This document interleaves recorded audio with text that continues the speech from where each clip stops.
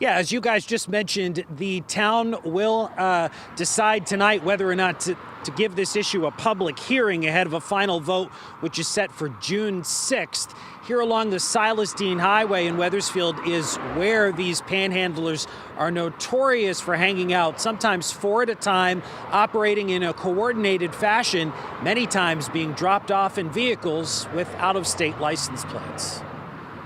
The owner of the Cove Deli in Wethersfield was making his lunch deliveries when the car in front of him came to a full stop on a green arrow to hand a panhandler some change. His sandwiches went flying. It was just a stressful incident, and unfortunately I got upset about it, and I posted something on Facebook. A post that got nearly 100 comments. People thought that I was bashing homeless people or people that are struggling. That's not the case. John's story also caught the attention of town officials. That's what spearheaded this.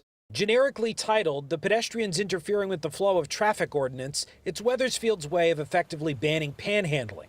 For us, it's a safety issue. Mayor Mike Rell told Fox 61 incidents of aggressive panhandling have been on the rise. A lot of these folks have some type of drug issue, and that they collect the money, use the money to pay any kind of outstanding debts that they owe. But traffic islands are public property, and holding a sign is free speech. So is it constitutional? Ordinances that ban panhandling outright have generally not fared well at the Supreme Court. The ACLU of Connecticut says the ordinance is so vague that it could lead to profiling or banning other forms of speech.